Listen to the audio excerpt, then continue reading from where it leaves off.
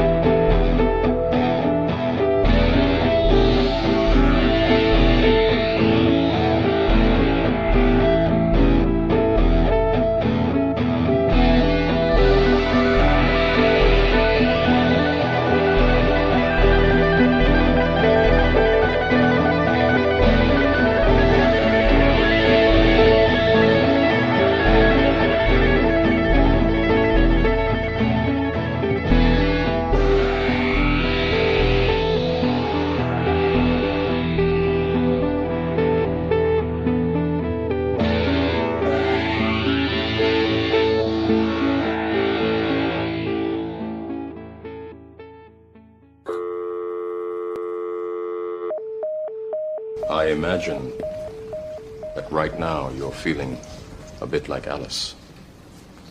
Tumbling down the rabbit hole? You could say that. I can see it in your eyes. You have the look of a man who accepts what he sees because he is expecting to wake up.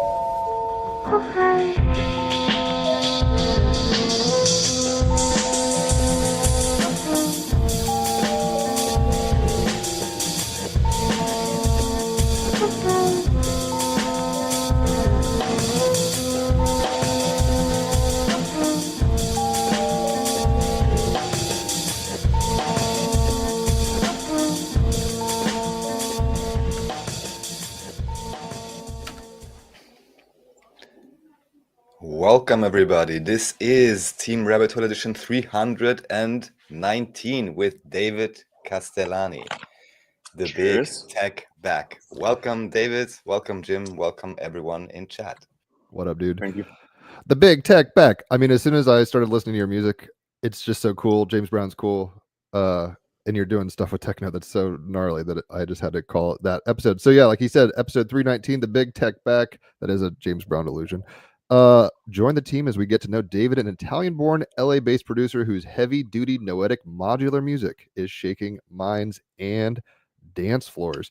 First of all, welcome. Like we said, I know that you're in Europe right now, so we're timing all this stuff. Before we get too started into this, I pulled a tarot card for the episode. It is the Prince of Swords, which is traditionally like the Knight of Swords, which is like the fiery part of air, right? It's about it says, I live by my ideals, standing your ground, fighting for what you believe in, surrendering what you hold dear to achieve greatness, and being impulsive. So I know Uranus is in Gemini, Venus is in Gemini. You yourself are a Gemini. And you've recently moved and stuff. Does this card resonate or synchronistically add up for you in any way? I gotta say it does, honestly, because I'm the type of person that's been trying to make music happen since I was 16. And, I've just turned 43. And, I have kind of had this hard head just message in my head that I was not going to not take no for an answer. And in the last 4 or 5 years, things have started popping off. So I'm very happy that I stuck with it and kind of just like was stubborn enough to stick with it long enough to get to this point. So, yeah. That's what's up. I mean, I was looking at your chart. You do have Venus and Taurus like I do. So I mean, you're like Sisyphus with the stuff you love. You're just like, I'm not giving up on this shit. And because you're a Gemini with a Pisces moon, man, you're a dreamer. You know how to channel really interesting dreams into play, basically. And on this card, this guy's been on the podcast a few times. Shout out David DeAngelis. He's in England. But anyway, he's all scratched up, all banged up. He's been through shit, but he's not letting go. It's kind of like, I mean, it's like a knight energy. It's like, I'm going to chop everybody apart with my machete of ingenuity kind of energy.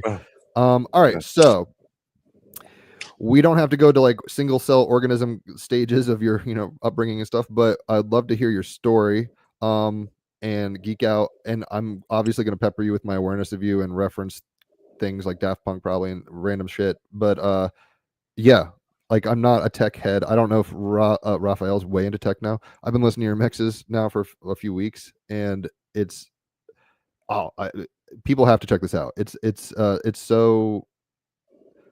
progressive and spontaneous, but it's also hard hitting and interesting. It feels like I don't know. It's like if you dosed in the Matrix club or something like that. You know what I mean? It's got all this kind of super breathability, but it's also very hard hitting. So anyway, we're going to geek out about your music and all the stuff you're up to, but I am curious as to kind of how you got to where you're at. Like you just alluded to, you've been doing this for a while. So tell us anything you want. Like, are you do you have siblings? What kind of culture were you being brought up in? All that kind of stuff. No, I'm an only child, and I was born, in Genova, Italy. Like I mentioned, my parents were kind of like a fluke. They kind of like got married really young, got married really quickly, had me right away, and then from there, they kind of have a bit of a different like life goal. My father was kind of the American dream style type of person. He had spent a few years in high school in California. So he went back, got married, fell in love with the US, and then through his job, he essentially busted his ass to try to get us out here. I spent the first like 10 years of my life pretty much in Italy. I was in Genova, as I mentioned, where I was born for about a few years, and then quickly migrated to Milan, which is where my mom is, kind of where her family was. And then so we stayed there for about till I was 10. And from there, we started kind of like coming back and forth for about a couple years, and then eventually we settled in Chicago. And I was in Chicago up until 2018, where then due to kind of like a family situation, my father was actually in a motorcycle accident. I had kind of left there, came to LA where he was living, was there for about a year and a half taking care of him. And then after that whole thing kind of subsided, I started kind of regrouping myself and started launching my solo project in music. This is already kind of like, my 8th project since I began, which led me to kind of finding some traction in the scene. And then as of recently, just moved here to Lisbon. That's what's up. You were very succinct on that. So I'm curious. I mean, I lived in Kalamazoo, Michigan. I've been to Chicago a few times. Cold. It ain't like Italy. Um, when did you start getting into music and tinkering and being a little mad scientist? Yeah, so I mean, obviously my parents were always into music. They were always kind of into like the classic rock, stuff, from Pink Floyd, the Zeppelin thing. So luckily I was really kind of raised already around some like pretty great music. And I had messed around. My mom had put me in like band when I was like, 11 or 12 playing the snare, but I wasn't really feeling it. The kind of educational space, how I found my way to it there wasn't really inspiring for me. So that didn't really last very long.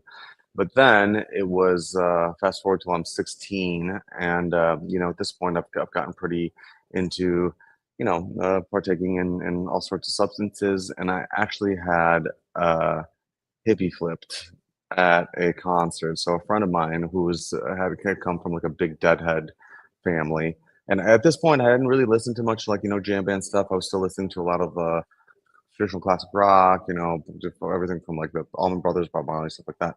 Um, and so we go, as a silly 16-year-old, I think I ate like uh, about like 2 grams of mushrooms and 2 hits of ecstasy, which was excessive, obviously. And we go there, and I'm going to see this band who I've never heard of. The band was called Widespread Panic. I don't know if you I guys have know. heard I'm of aware them. of them. Yeah, I like biscuits So, more, but okay. okay, yeah, we'll talk about that later. Word. But essentially, so then we go there.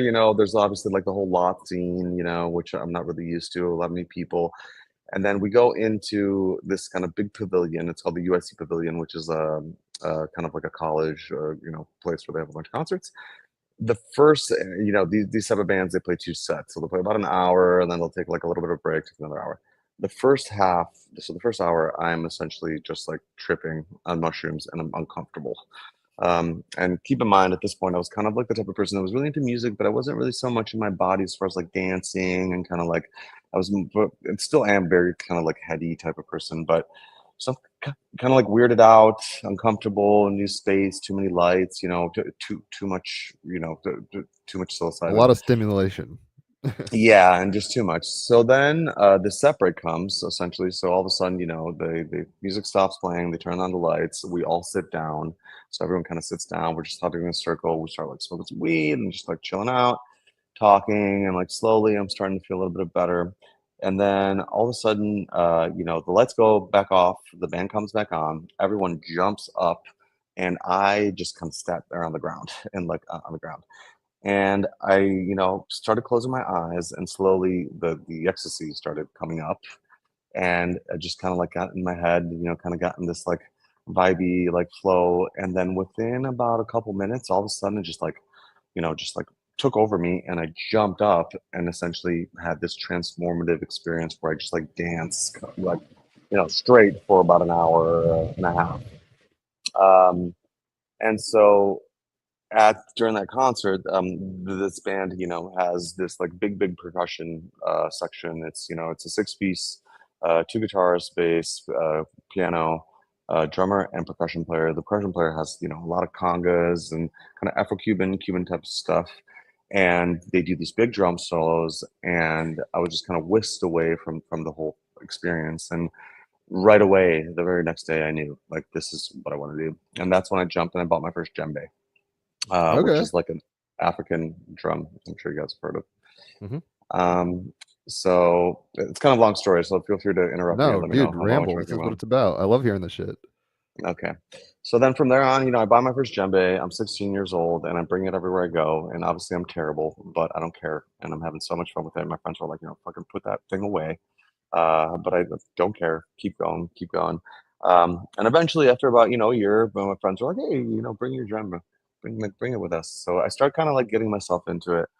Then I find myself, I had a fake ID. I go to this jazz club, and I see this Afro-Cuban, like Latin jazz band. And as I'm watching this band play, they have this. It's a pretty much a younger group of kids, probably 20s, 30s, but they have this one percussion player, this African American, just kind of like gangster, just like machine, who's playing congas, and he is just like destroying everything. And so I'm super enamored by him. I go up to him right afterwards and I say, hey, what's up? My name's Dave. I'm just learning how to do this stuff. Do you give lessons? He's like, oh, yeah, no worries. I actually do give lessons. So let's hang out. Here's my number. Come over. We can link up next week. I go over there. It turns out that his name is Juma Santos, and he was the percussion player that did all the percussion on Live Evil and Bitches Brew with Oh yeah, Miles Miles Davis. Davis. Oh. Forward with Nina Simone, Chick Corea, Taj Mahal. So he is this like legend. He's an ethnomusicologist who actually runs the music department in Ghana, but then has family in Chicago, so he spends the summers in Chicago. So I kind of like just fall into having this amazing teacher right off the bat. And I remember the very first lessons, like we go over to this like little apartment, sitting there, a couple congas, and I'm showing what's up. And right away, he's like very, very supportive, very, just like friendly, smiley, just kind of like prepping me up and saying really sweet things. And we play for, about an hour. And then we smoked a couple joints, and he like tells me stories about how Miles Davis is a dick and, like fighting with him in the studio and shit like that. Well, Miles So Davis is an Aries, I believe, so it doesn't surprise me that he's a little bellicose. yeah, and he's kind of notorious for that stuff. So that leads into, and I like honestly, this was a very vital part of my life because this, first off, was when I started really getting into understanding music on a different level because I'm now taking advice from someone that is a ridiculous, musician. The Cubans, in my perspective, are pretty much the best out of all the percussion players, whether you're talking about like Brazilians, Africans, and so for me, these guys are just like like the nastiest. And he's just like really supportive and awesome. And I remember driving home that day and just like being like, it's one of my ingrained memories in my brain, just like being overly excited about this concept. And besides, finding a way to amplify my musical experience and my inspiration, I also start learning something that was really important for me, which is music education and the importance of a teacher, which is something that actually has then led me into the rest of my life in music, both as a learner and as an educator.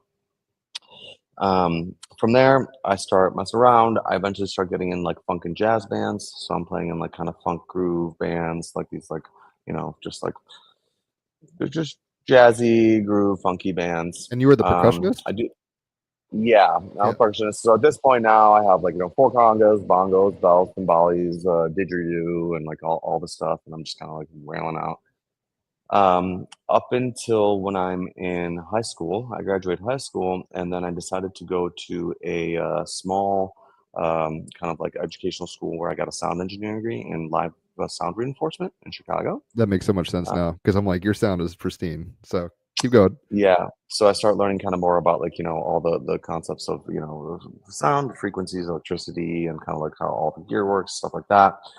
And simultaneously, as I'm still playing in these funk bands, I'm also starting to learn Pro Tools and I'm starting to learn production. So I'm also a big hip hop head. Um, and so then I start also kind of like, making beats, stuff like that.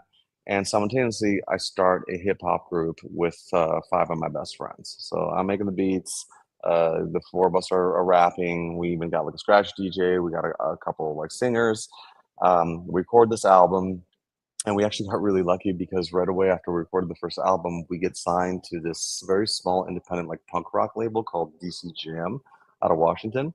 And for some reason, they take the album and they put us on a 20-city tour of the East Coast, where we essentially just like would just jump in a van, end up playing all sorts of stuff from like just really small like community events with like kids to opening up to with Busta Rhymes in New York on Halloween. Jesus Christ.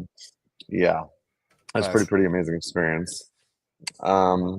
And so then I kind of did the two things simultaneously, did that for a while, and then eventually, slowly, after a few years, the hip hop thing started kind of fizzling out the group. My funk and jazz band started kind of like having some kind of turmoil. And so then I start kind of making some more beats on my own. I start focusing more on Pro Tools and kind of more the recording side, where I linked up with a friend of mine in Chicago who is an old vinyl head.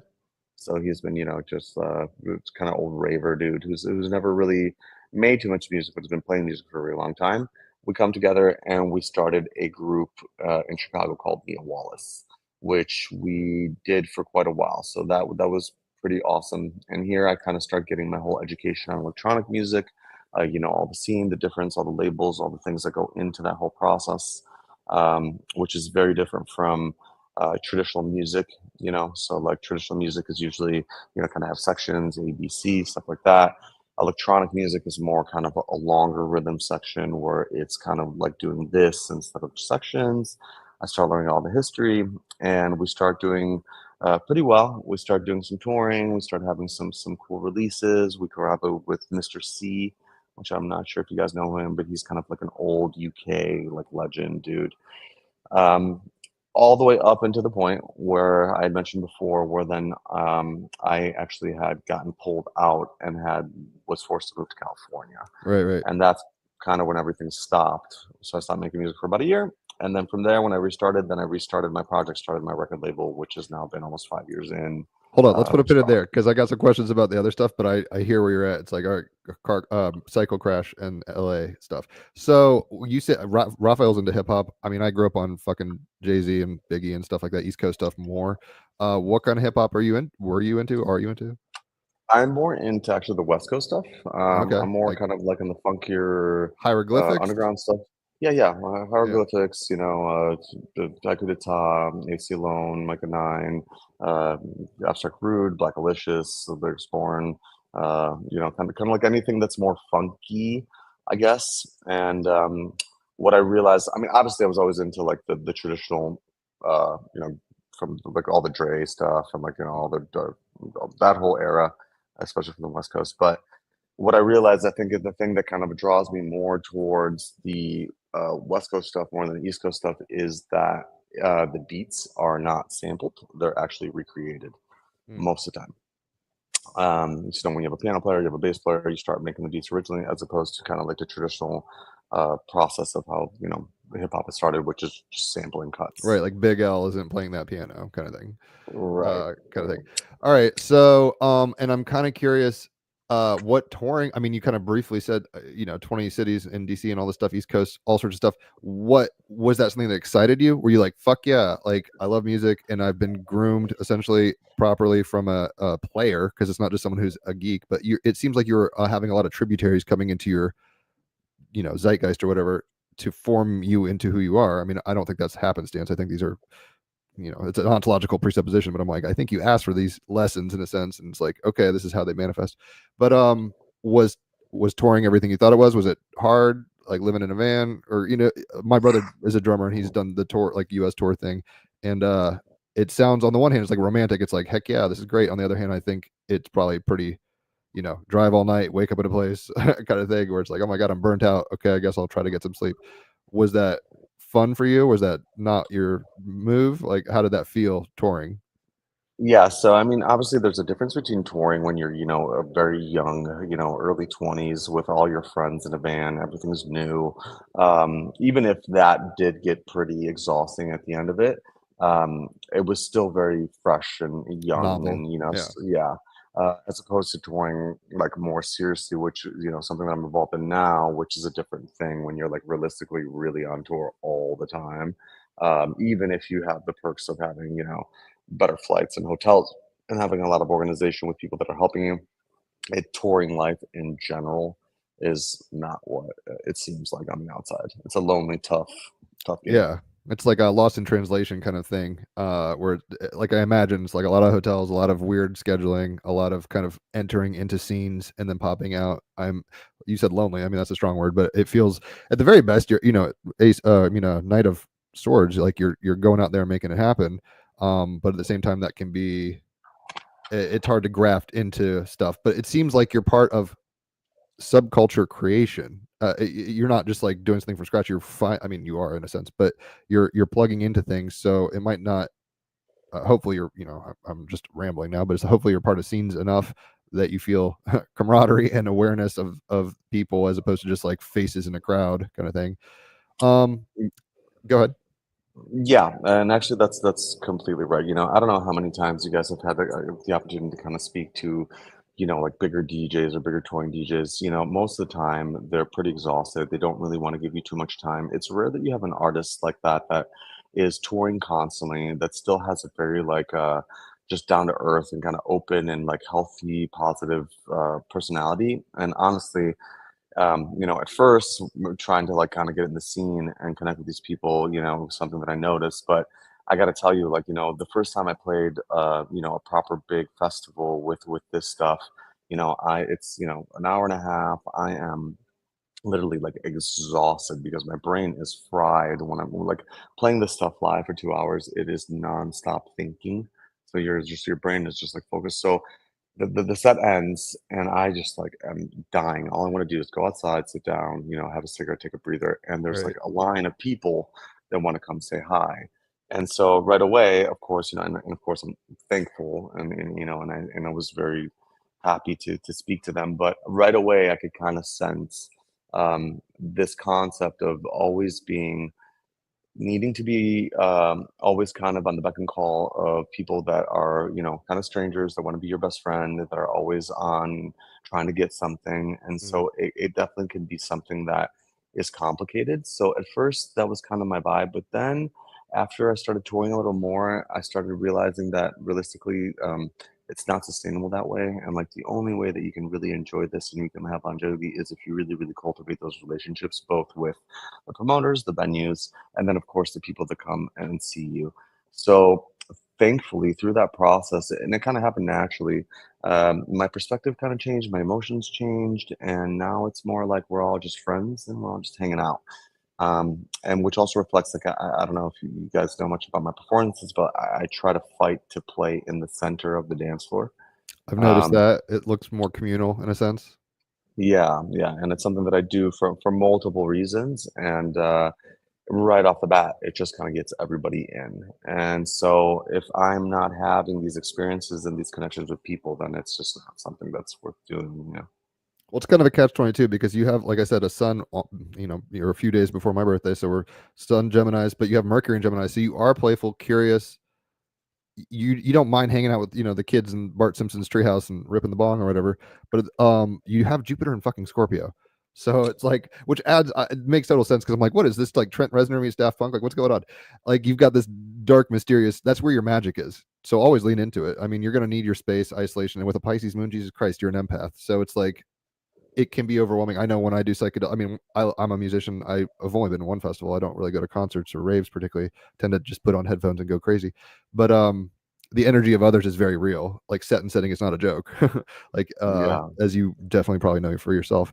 Your dreams are probably crazy, dude. I'm just looking at your chart. In any event, all right, so the funk bands fizzled, everything kind of shifted. You were going more into production, and at that point, I mean, how were you approaching modular? Were you doing modular stuff? I know you said Pro Tools, but were you like starting to do the hardware aspect? Because you're a player. Like when you're performing, I don't look at you as just hitting play and kind of, you know, like Dead Mouse with the booze the other day or whatever, just kind of fucking up the set. You know what I mean? Like you're in it. Like you were saying, you're jamming. So, when did you start getting into that level of participation with the hardware? Yeah, so I mean, obviously coming from like a funk and groove background where I've always been part of, you know, doing these other things, it's always been very important for me to kind of be in the process of making music instead of being kind of like the DJ culture, which is obviously something that I have mad respect for because electronic music comes from the DJ space.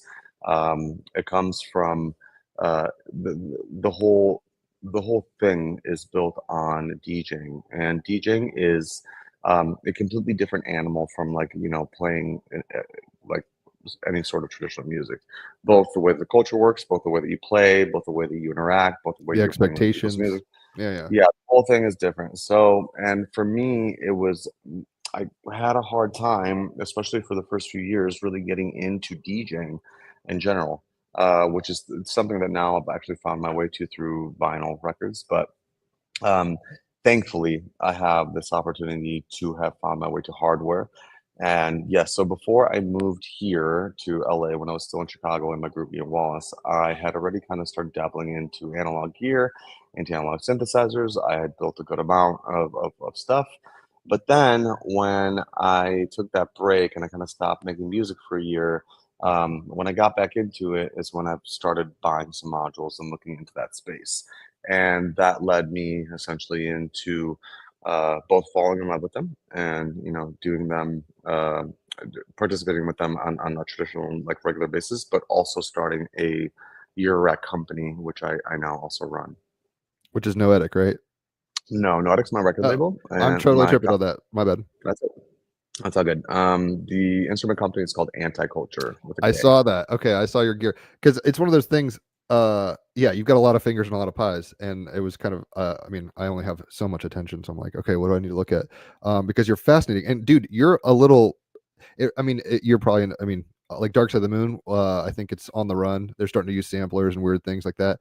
Absolutely. What you're doing. I mean, I don't mess with that kind of gear, so it looks like the most fun tinkering, but you're doing it in like a very smart way. It's not just like haphazard. Like you're developing themes and motifs. And even the didgeridoo thing from back in the day. I love how you're incorporating that. It's very when I hear that sweeping kind of tone, makes me think of Tron or something like that. But at the same time, it's very you. Like I don't know how much you're intentionally making that a signature sound, but it's very cool. Quick caveat aside, I went to Australia right before COVID and was tripping at some little festival for New Year's. And a guy had a didgeridoo and he was like 2 feet in front of me and blasting me. And I swear to God, I was having like not like downloads about like, oh my God, the snake, the rainbow serpent of Australia's mythology is like water and water is life and all this crazy shit. Anyway, so didgeridoos, although I don't play them, my girlfriend actually has one that we can't figure out how to do. It's a totally organically chakra rocking thing. So that was an interesting novel level of your approach that I heard in some of your mixes. I was just like, especially your mix mag thing. I sent that to Raphael. I like this morning I was listening to your global whatever that global vibe radio thing. Yeah. You got some like straight up. I mean, I'm gonna try to trip later tonight. I'm gonna be like, because my girlfriend's not that into techno. I'm like, yo, you got to listen to this. Like, we got 7 hours. Let's spend 45 minutes with this. All right, so you get to LA. How much of a culture shock was that for you? Because Chicago is very different. Yeah, obviously, first and foremost, the first year was like me just kind of hanging out with my dad, taking care of that. So that there was kind of like nothing. But then after the year passed or after the year and a half passed, and I found myself there, I was like, do we go back to Chicago? And I'm like, well, obviously we've been here for a minute. Let's try to explore the music scene in LA. Obviously, it's LA. And so therefore I started kind of like reaching out and sorry about that. I don't know if you guys hear You're that. good. Yeah, My slight, but it's studio's in okay. a train station, so the train passing by. It adds aesthetic. Uh, Don't sweat it. cool. And first and foremost, it's always sunny. It's always warm. So that already kind of sets a proper vibe. I mean, everyone's always kind of chill and happy. You're even having a shitty day. You walk outside and like the birds are chirping and the butterflies are, I guess things aren't that bad. So that already kind of like changes the mood. Then on top of it, LA is it's really an amazing city. It's a city that for most people, if you haven't lived there, it's really hard to connect with, and that is including myself too. Like my father was living there, so I spent a lot of time visiting, but I was never really into it. And he's like, "Yeah, you should think about moving here," and I'm like, "Oh no, no, I'm happy with Chicago." But then once you find yourself there, the problem with LA is that it's not one city; it's like 10 cities crushed together. Right. It's like a bunch And of so boroughs. therefore, yeah, and so if you're traveling there and you're visiting, you're going to be stuck in traffic all the time. You see like, beauty and then filth kind of like piled on top of itself. So it's kind of very hard to kind of really like understand it. Then once you settle and you get there and you kind of find your space, you find your people, it really opens up and it really turns into one of the most beautiful cities in the world. I mean, you have the ocean right there. You have a city of 20 million people. Right below it, or right behind it, you have the mountains, which are just kind of rimming around it. And then directly behind it, you have the desert. It's always 75 degrees and never rains. Um, so you kind of have this ability, you want to be a bum, you can be a bum. You want to be rich, you can be rich. You can get yourself involved in anything. And then, of course, the music scene there is very, very high because everyone goes to, LA to become famous. So you go to some random pub and you see these, two young kids playing some whatever, and they're just like gnarly, and Yeah. that's kind of all over. and that also is in the electronic music scene specifically. In as far as America goes, LA has probably the healthiest underground electronic dance music scene, because we have a very, very big part of LA, which is south of the downtown area, which is called Koreatown, which Right. essentially it's like 10 square miles of no residential areas and warehouses. That mixed with a understaffed police force and the fact that Hollywood is ready to host your event. I mean, it's like, you want to do your commercial, you want to do this, so everyone's open. And thankfully, there are a couple of really, really great promoters, like 6 a.m., Dirty Epic, um, the Observe Cats, like all these people that are throwing these big warehouse events. You have 1,000, 2,000 people. They're fully illegal, so they're going to like 6 o'clock in the morning, and it's pretty much all goes. But they are doing it in a very, very mindful and very conscientious and respectful way, both to the party goers and to the safety of everyone. So these things together just kind of culminate, especially for my scene, to be just one of the greatest places to be able to do this, honestly. That sounds like like you're saying, a culmination of a lot of factors that create a very unique situation. Like I said, I haven't been to raves or anything, so I haven't. I mean, Biscuits concerts, I guess you can count as. But anyway, so were you in Koreatown mostly? Because I've been to LA a few times. Venice Beach is dope. Topanga Canyon. I was when COVID popped. Actually, I was flying back from Australia, so I got stuck in West Hollywood for like 2 months. Like when there's like no food on the shelves. LA was not where I Yeah. wanted to be during that moment. It was like, oh my god, here we go. So I have got this weird. I mean, I have a weird relationship with LA. I like it, but like you're saying, it's almost like Magic Kingdom, where there's like many parks, and they are all very different vibrations and aesthetics and everything, culture. So where were you primarily hubbed? Yeah, and like to your point, like you just said, I think that your experience with it is pretty much how everyone experiences it until you really live there, and it was the same thing with me. But actually, I was in Long Beach, Okay.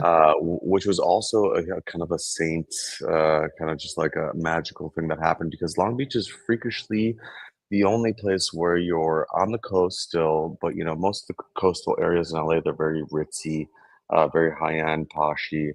And LA is, I'm sorry, Long Beach is still kind of like skater, stoner, punk rock vibes, right? So you kind of have this like more alternative thing.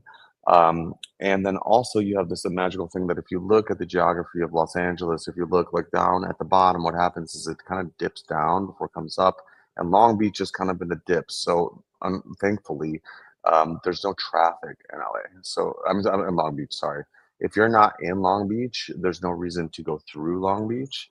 So therefore, you're kind of like Sequestered. free to move Yeah. around. Yeah, it's just like really, really easy. And I don't think I would ever live anywhere else in LA if it wasn't besides Long Beach. I had the It's just chance to amazing. camp. There was this weird RV camping park thing that my family, Yeah. we did this long trip from Phoenix to LA and back. Um, and so I've seen Joshua Tree. I mean, you're right. Like the whole, it's like the end of the Wild West, and then it just pops into like the pier and all this stuff. It's an interesting dynamic. And if people haven't seen like The Big Lebowski, you can get a good overview with that film. But Mhm. I got a chance to camp in an RV park that was next to Cher's mansion, I guess, in Malibu. Malibu's Oh, beautiful. wow. That's how I know about Topanga Canyon. So yeah, I don't know enough about LA to geek out hard on it, but I have been there for a few months, and but it was at such a psychologically weird time that I was just smoking weed and like watching skate parks in West Hollywood and being like, is this the apocalypse? Like, what's going on? So anyway, Yeah. I was not having fun at little raves. I should have, if only I'd known what you were up to at that point. In any event, so you're saturating the scene, you're making moves. When did tell me a little about your instrument. I mean, you said instrument, but like the hardware company you do, and then noetic. Like when did those start burgeoning in your life? So first it was, me kind of getting into modular stuff. So this time off that I took, taking care of my father, I kind of had a full reset, which I got to tell you was also like a very, very important thing for me, because, it's since I'm 16, I'm making music every single day, 10 hours a day. Now it's been a year and a half where I haven't touched anything. And so therefore you have this freedom, because, you're part of this machine that's like constantly moving. You have all these things that you're doing. You got your projects are going this way and that way. Now I can stop and I can reset, and I can take the time to think about, okay, well, now after 25 years behind me of understanding and learning, how do I want to jump back in the process. I start getting into modular synthesizers and I start dabbling around with that. So that kind of came first, and I launched the record label Noetic. I was lucky to start working with a really great management company called Spike Management. I mean, that's So pretty they took, ambitious to start a record label or whatever, like to start a project like Noetic. So I didn't mean to cut you off, but I'm just like, all right. I mean, you obviously have all this momentum and experience, and you're getting your chops, you're back in the shed learning all this stuff. Did it just make sense to do your own thing? Where you're just like, fuck the scene, I need to do my own thing? Or like, what in your mind was happening? Because that's a big jump to be like, a player who's getting handled versus like, I'm gonna make a nest. You have a north node in Cancer, so it's not terribly surprising that you want to create a nurturing environment. So maybe you saw it as a nurturing place for yourself more. But what was the logic there? well, so really, the electronic music scene is kind of different from everything else. So, like in traditional music, usually you have exclusivity with record labels. So, you sign a deal with Universal or even like smaller labels. Essentially, you're kind of stuck to that label. Most of the times, they'll give you like 4 or 5 record deals, and you're kind of stuck with them. In dance music, it's a completely different thing. You actually release every EP or every release you have, which could be anywhere from 1 to 10 tracks, is always released on different record labels. And that's just kind of how the scene works. So right away, you're not kind of confounded by one label. Um, and starting Noetic was actually something that was partially kind of like masterminded by my management, because what they understood essentially is that most of the record label scene in dance music is in Europe. And that's because in the US, you have 4 or 5 cities. You have New York, Chicago, LA, Miami, and like you're pretty stuck. So you play 4 or 5 cities. In Europe, there's a million cities to play. So everyone that is really in like the house or techno scene has migrated over mainly to Berlin, or the UK, and then they're all here. The thing is that though, to be communicating with these artists, like you have to understand that like these bigger DJs and that run these labels, first of all, pretty much all the labels are run by artists. The artists, they are making a lot of money in performances, so that there's pretty much very little money being made in actual selling music, which is kind of universal concept, but even more in dance music. So the concept is that if you have some big random DJ X who runs their label, they could be making anywhere from 5, 10, 20, 30, $150,000 a night performing, and maybe their top selling track all year maybe makes them 5 grand. So for them, the actual selling of the music and releasing of the music is very influenced by actually the community, so friendship and vibing with people that are like-minded, that you think are cool, that you like spending time with, and also music that they feel kind of helps their brand and kind of helps define what their record label sounds like. Like the So culture. Yeah. yeah, so all that to say is that the releasing on these bigger labels, which is very important in pretty much all, obviously in traditional like pop music, but then also in electronic music, the incentive for, say, this random DJ X to release you, well, they have, one of the biggest labels in the scene. They have their top best friends who are like, all, the top DJs in the world. They're all waiting in line because their label is successful. And then here's you're on the other side of the world. You are, unknown to them, even if you make music that is at the level of, we're talking the top artist in the scene. It's still not really that much of a push for them to be able to put you out, because they're more interested in the community.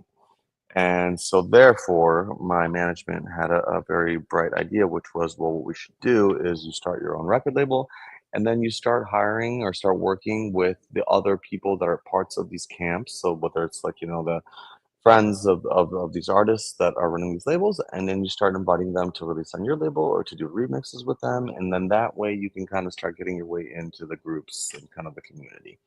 And that was kind of like the main drive. It's So like a that I Trojan can horse.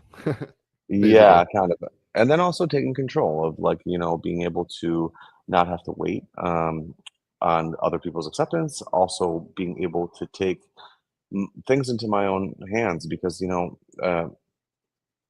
many people might not really realize this, but the music industry is an industry. And as much as it is about music and art and creativity, it also is a business. And like for you to be able to really sustain yourself in the scene, you have to make money. And so money is a part of it. It obviously shouldn't be the driving force, but it has to be one of the factors. Otherwise, you're not going to be able to have a regular life. And so taking my own kind of like output under my own wing, creating my own record label, that allows me now to not be so much at the beck and call of whatever X label that is going to make decisions creatively for me, that's going to have any sort of uh, restrictions on the way that my music is promoted. It's not going to have um, it just allows me to have much more freedom and control over how much input I'm putting into. And Yeah, one you of the get to things that midwife real yourself more as opposed to being like in Daft Punk's Interstellar 5555 or whatever. They're like mm, they're total products and they're just like being run through the grind or whatever. And it's like they're. I understand that you probably still have people you have to like answer to in some sense, but that would make sense in terms of. And dude, once again, the card, the Knight of Swords, it's like I live by my ideals. So you're like, I want to do my thing and I want to do it my way. I think Rick Zappa and people like that they put out a shit ton of records, but it's like you're saying, the road is where the money is, yeah, in the business aspect of it. should know. So I'm curious, noetic. I mean, I could look it up what it means. Where did you come up with that? Is this like a philosophical aesthetic thing? I haven't really tapped into like your own worldview, particularly. We've been talking about music and the track of your Of life. relating to Oh, yeah, originating in or apprehended by the intellect. At least that's what the right. online translation tells you about noetic. So it's mental. It's Ye- not terribly surprising a Gemini would do this. Was that your brainchild thing, or were you? Does it just fit? Like, what was this? What was the impetus for that, and what does it mean to you? Yeah, so noetic actually has a couple of different terms if you're looking up, depending on where you look at. But actually, one of the main themes is having a transformative and enlightening experience after a psychedelic experience. So that is one of Makes the main sense. things. But it could also be kind of like a spiritual um, the concept is like you go through some sort of experience which can be psychedelic focused or even just like any sort of experience, and you kind of wake up the next day and you're somehow enlightened. You have like gained this knowledge that has just been kind of like downloaded into you, and that's kind of like the meaning behind the term noetic. And that definitely fits. I mean, not only into your initiation with that hippie flipping or whatever, but it seems like just the vibe check I get off of you, it's like you're thoughtful but you're almost like an impressionist where you're like kind of getting feedback from the DAO and then internalizing it and then telling us what you've seen in a sense. Kind of a shaman. That's a strong word, I know, but you got that vibe because I'm not that straight up. I'm not that into techno. I mean, there's a few Daft Punk tracks that I've heard off of like the Tron soundtrack and stuff like that. But typically, I'm more like Daft Punk, Justice, whatever like that. LCD. Anyway, so the noetic thing,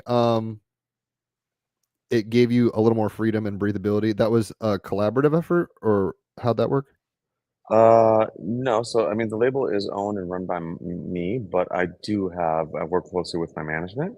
Mm. And then like through the years, I've also kind of built up other people around me that have helped kind of push the whole brand. So whether it's PR, I work really closely with an amazing visual artist. Her name is Katie Williamson. She's a collage artist who I'll take photos of myself and I'll send her. She'll print them out and does like actual analog, cutting of collaging, and then that's how we do all the album artwork. And It's really she's, good by the art. way, Yeah. oh my God, she's an amazing person. I was wondering if that Um, was your touch, or okay. So, I mean, not that it's a problem to have it filtered through another soul or whatever, but it's like you're very aesthetic. Like that's a weird way to put it, but it's like and the Italian thing doesn't shock me, and the Jupiter and Scorpio thing. I'm like, okay, this is like Ryan Gosling and A Place Behind the Pines or whatever, um, yeah, but meets like really intelligent. Like I'm rambling. Sorry. And your North no, Node, which is like your destiny, if you want to put it that way, is Cancer. So it's like the fact that you're allowing almost an incubation, even with the being in the center of your gigs, you're allowing kind of a gestation place for creativity and participation. So I mean, I know I'm an astrologer, maybe you're not into that shit, but it's like, man, you are what you is, as Zappa would say. So it's funny. All right, Yeah. so did Can you I want to actually say say something to that? Yeah, Yeah, always, because I dude, just want to interject add however. something to that. Because I think this is a very important thing. Is like, so especially nowadays when people that are making music outside of like traditional band spaces, when you're working, like whether it's a DJ space, you're a producer, you're making hip hop, whatever it is, um, it's mainly just like kind of yourself in a tunnel with your computer, and that's your music. If you think about, Dark Side of the Moon, which you mentioned earlier, so now you have, 4 or 5 players. These musicians have been making music for, decades. Then they go into a recording studio. The recording studio has been run by someone that has, Alan 30 years Parsons. experience, Yeah, in that and instance. then they send an engineer, and the engineer has also been spending 20 years learning how to engineer. Then they send Rick Rubin, and so like by the end of Dark Side of the Moon, you have like hundreds of years of collective musical experience to get through this thing. And I think that this is very important. I think in general, like all projects, the more heads you have in it, especially things that are more complicated, the more enriching it can be if it is managed and kind of navigated properly. With electronic music and some other types of music computer, it's just kind of you in a tunnel. And I Very think that this is solipsistic more. Yeah. yeah, and I think that's kind of detrimental to a lot of people's process because they're not really used to kind of having this input externally. But I found, right off the bat, is like the more just like really gifted and awesome people I can collaborate and bring into my sphere, um, as long as It the makes sense. Yeah. direction Yeah. and the butting of heads, which is also a big problem with a lot of stuff, doesn't come into play, then it just like wildly enriches what I'm doing. And I have now a handful of people that I work with regularly that have kind of been testament to that process. So When you said that, it made me think of when John Lennon at post Beatles was with Zappa, and Yoko Ono comes out, who's an Aquarius. She's cool or whatever, but it's like, I don't know if you've ever seen that like screaming stuff, and it's like it's a collaboration, mhm, but it's not necessarily for the best. I mean, it is what it is. Art is art, but at the same time, it's like yeah, kind of a yeah. train wreck there. Um. Okay, so I do want to get into the your instrument stuff and what you're up to now. Talk about all sorts of stuff, but I'm curious because we haven't touched much on it. And Just you're oh, go ahead, Raphael. just briefly before we go on, because I'm so curious, I'm trying to picture ever since you mentioned it, you opening for Busta Rhymes, who is one of the, at least in terms of music and rap style, guys I really enjoy. So I'm kind of wondering about what year was this, and also do you have anywhere online where people can basically look into your musical past? Because I totally want to listen to these hip hop beats, basically. Well, yeah. First of all, so Busta Rhymes is like one of the legends of music, and it was we were nobody, so it was a very kind of like passing thing. We got to chat with him for like 2 seconds, but he was busy doing his thing. But obviously, it was an honor and like such an amazing, magical memory to be able to be part of that process. My early hip hop group, you have to understand, this is when I'm 18. I'm 43 now, and this is Right. where I'm kind of cutting my chops with understanding. So it's pretty It's rougher. Yeah. yeah, and Yeah. not just rougher. It's like a rough. But if you want to, the you can find on Spotify that the name of the project is The Herd, Heard, and the album that we put out, which was the only one, was called Genesis. That's what's up. I like the not double entendre exactly, but it's like the wordplay. Your Mercury Yeah. Gemini. I mean, it seems even your titles of your tracks, because I'll be listening to them like, all right, you're using your head. I mean, I hope Mhm. that most artists are having fun with their lyrics, or like I did with this title of this episode, the Big Techback or whatever. I hope people are playing with the words and the ideas and the meanings, because it adds another almost layer to the sigil of your creation, if you want to put it that way. That if you have eyes to see, you can touch the black monolith and really upgrade your shit. I mean, it's not for everybody. Not everybody's going to get all your stuff, but even in the passing, you said the herd. It's like, okay, like the group, the herd mentality kind of thing, but at the same time, like, hear what we're doing, all that jazz. Um, Yeah. and I hear you. Like, on the one hand, it's not about not being proud or something, but it's like, uh, it's almost like Darwinian in a sense. Where you were was like a Precambrian era, and now you're in the Jurassic period, or it's like it's a totally different fossil. So I can hear not your reticence, but it's just like it's not exactly where I'm at now. It is what it was, but yeah. but it's good that you document that and have that on Spotify and stuff. I mean, one day you're going to be like, man, my trip is crazy. I mean, hopefully you're retrospective enough now to appreciate it. I think you are, but it's good. Yeah, you don't seem like you're just blowing through it. Like, you're pretty nostalgic, I imagine. No, yeah. And then like also kind of to your point, I mean, there's also this other thing that I think like kind of everyone has their own learning curve when it comes to music creation. Not so much the technical side, but more like the idea side, which I think is really kind of the most valuable part in art. Um, and I like when I was in Chicago, I actually taught at Columbia College for a while. So, and I've been both, a big learner. So I spent a lot of time learning, a lot of time on YouTube, and this is before there was a lot of content there. So it took me a long time, but also that taught me kind of to get into the education space, kind of backtracking back to what I was saying about my first, drum teacher and kind of understanding this. And when you're in the process of someone and like I'm helping somebody understand something, you can tell some people are kind of like quick to the game, some people take a little longer, and that's totally fine. It's just the way it is. And I have realized over the years that I was kind of one of the more slow burner type of understanding people. And I think also part of it is because I'm very, like you've been saying, I'm very much in my head.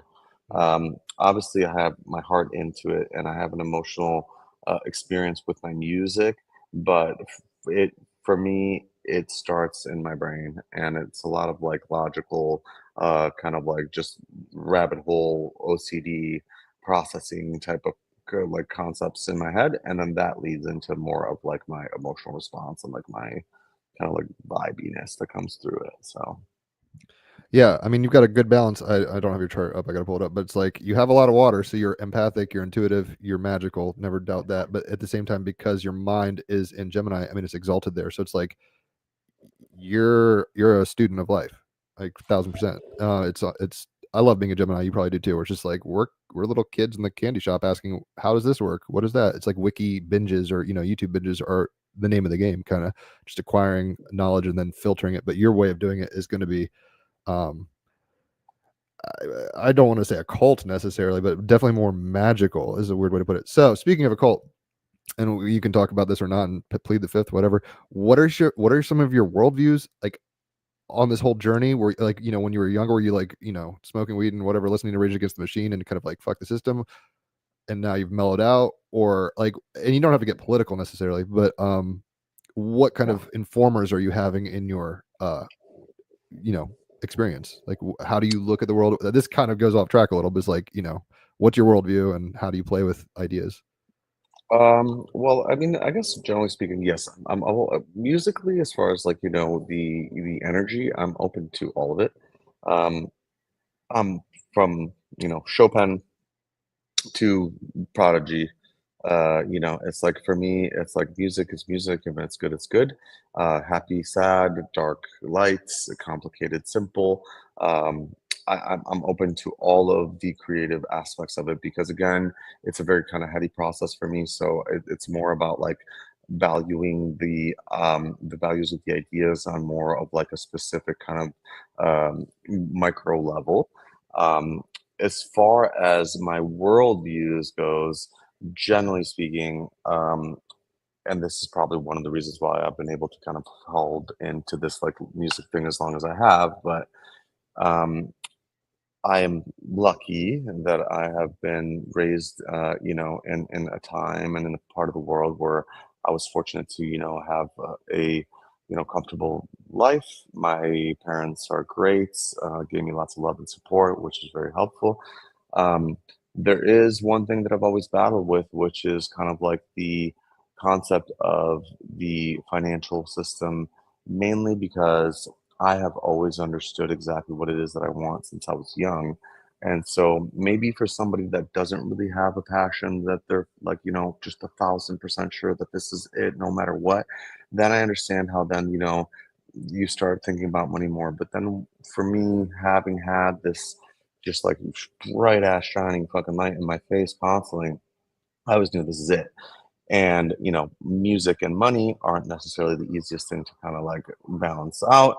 um, and the main way that I think about it is like and with a grain of salt, you know, because I've kind of found my own way to spiritualism now, and kind of like the way that I perceive the universe and like the system beyond the physical world.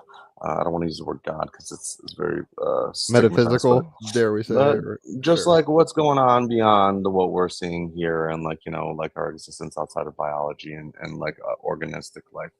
Um, I have thought, well, fuck. Okay, so hold on.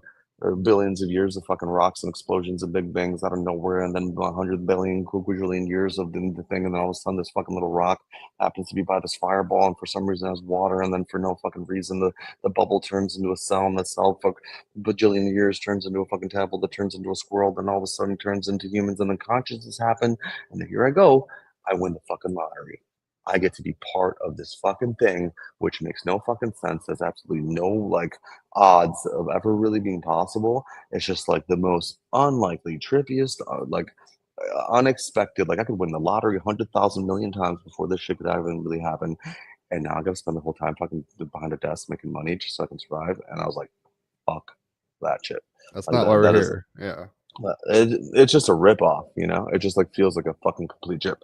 So then either you can find your way to where you are comfortably maintaining the balance between your monetary livelihood and also your daily happiness in whatever it is that you're spending your time doing, or you are fucked pretty much. And for better or worse, you know, I have been in the situation where I was like, you know, no, fuck that, fuck that, fuck that, fuck that. And I banged my head against the wall until I'm, you know, in my late 30s and trying to get these doors to fucking open, you know, struggling, and, you know, fucking the car's getting booted, the power's getting shut off, and borrowing some money from friends, and just like, no, The fuck this, struggle is fuck that. real. Yeah, I hear you. Dude, you know, and most people quit. You know, most people get there, their 20s, 30s, like, you're hungry, you want a family, you want to fucking take a vacation, you don't want, like, you know, to live like a teenager when you're in your 30s, you know. And but thankfully I just kept hitting my head against the wall, and then a culmination of a lot of very synchronistic and very unlikely things happen right in the right order, and then poof, all the doors open. And then ever since that happened, I walk into the door, and now everything starts seeming like it's a big fucking fishy video game. You know, like it's almost like to the point where it's like almost seems like, and I start being more aware of something fucking weird's going on here, you know, type of When you thing. say Because like it's weird video game, do you mean like it's surreal? Like I just watched the movie Waking Life. I don't know if you've ever seen that Richard Linklater film. sure, Oh yeah, it's a yes, a long classic. time ago. Dude, it's worth rewatching. It's on Internet Archive. If people haven't seen it, it's free. Go watch it. Uh, if you understand the film, it's just like you're falling through lucid dreams and you're getting all these downloads from people from various, you know, paradigms and stuff. It seems like that's almost what you're describing, where it's just like, not only did you have the tenacity and the kind of whatever, you know, Knight of Swords, you were like, I'm gonna do this or die, basically, a kind of attitude. I mean, once you find your reason, once you have your how, like, or your why, the how kind of makes itself known. And it seems like you have a really strong why. You're like, I want to express myself, I want to play with music, I want to do this. Like your why is there. Yeah, So the how is kind of yeah. funny. You were mentioning synchronicity. I mean, are you into Jung and like magic with a K? Like, are you? Because you were also describing like the Darwinian, you know, material reductionistic trip, which is obviously. I mean, I'm into that to a degree, though it doesn't explain everything. But like I Mm, don't deny reality and evidentiality or whatever. But I'm just kind of curious, like how do you play with when I say worldview? It's like are you looking at everything as like you're a wizard and you get to abracadabra things and, you know, kind of a Crowleyan thing, or are you like I'm in a dream and, you know, whether it's, you know, God's mind, Brahma, or it doesn't have to be religious necessarily, but I'm just wondering how you fit in your own mind with the Tao. When I say the Tao, it's like you know, the path or the way or whatever it is. I mean, the way that and this is kind of like, you know, last few years I've kind of been getting more into this concept and exploring this part of me. But in a nutshell, the way that I perceive it is that first of all, there's no individualistic identity. So meaning like you seem like you're separate from me, my ear seems like it's separate from my foot, but it's part of me. The tree seems separate from the grass, but it's part of the one thing. So the way that I perceive it more is that kind of like nature, whatever this like force thing is, it's one thing. And what it's doing is it's actually branching itself up into a bazillion different little It's pieces. fractaling. And, Yeah. yeah, and as a fractals, it's doing it on purpose because from the higher understanding, it kind of already has all the answers. It is everything. It knows everything. There's never going to have the excitement of my first kiss ever again, because I've had a million fucking orgies with a bunch of fucking kissing dolphins. It's like, so like, you play this game, and this game is essentially this story tellings experiencing. So like you essentially immerse yourself in all of these kind of a virtual experiences where you allow yourself to, like watching a movie. I'm gonna watch the horror movie now, and then I'm gonna go watch the comedy, and I'm gonna do this, or like I'm gonna read this book and read that book. And the more immersive I can make this story experience, the more I can forget that it's me doing it and me watching it, the more I can really enjoy it and be part of it. So my perspective is that um, that that's kind of what's happening. Is like there's this one, I don't want to use the word mind, but one experiential aware thing that is doing this thing where it's breaking itself off, and it's allowing itself to do everything just kind of for fun. It's like playing the game of the universe, and specifically so it's also defining all these individual games that it's playing or these stories that it's reading, um, and it's making sure that these stories are very confined, meaning first and foremost that it is trying to omit its awareness of it being almighty, all powerful, knowing everything in the experience, so that it can be as fucking real as it can be. And then also understanding that it's for fun, so it's like not really like uh, it's like because at first when I started thinking about it's when I first started thinking about the concept of uh, uh, depth and structural depth and kind of like physics, and like obviously seeing the space where we look around, and like all this shit is like unbelievably complicated and so deep and perfectly exactly the way it was with all this like unbelievable shit. To me, that kind of already starts saying, well, all right, so obviously there's some sort of deep structure here. So then I started saying to myself, well, one of two things: either it's like completely like didn't even happen, right? It's like it just like for no reason and no point, with no answer, for no fucking reason, no intent or no like catalyst. It just, here it is, it's happening. I, for some fucking reason, am part of it, and then I shut off, and it's over, and it goes away, and it has no point, and it almost didn't even really happen. Or, and again, who knows, right? I'm not Yeah, like, I'm not trying to pigeonhole you. I just, you no, seem like a no. very interesting soul. So I'm like, where are you tracking with your map? And it seems like it's changed over time. Like you're saying a few times, you've alluded to the fact that it's I'm not gonna say you're more spiritual now, but like maybe it's transitioned more recently into some new awareness of Yeah, whatever. yeah. So I guess what I'm trying to say is like when I say that I don't know, it's like I'm not like who knows. When I die, I might be surprised. I might turn into a dolphin that is living inside of a Snickers bar. I have no idea, or it might all shut off. And Right. if it all is shut off with no fucking purpose, that is the fucking most trippiest psychedelic thing I could ever fucking imagine. So that's insane. But and if that's the case, I'm cool with that too, because I fucking like sleep. I don't need a purpose, but if I had to just kind of use my best educated kind of like intuitive guess, I'd look around and be like, I'm pretty sure it seems like fucking something's happening right now, Like it seems like something's going on. So then if that's the kind of the process you start kind of going towards, so then I start thinking, well, if that's the case, that means obviously there's some sort of intent structure that was, defined by some sort of thing that was thinking. I guess one of the best things I can think of is intelligent design, meaning like intellectual understanding of creative experience and creation.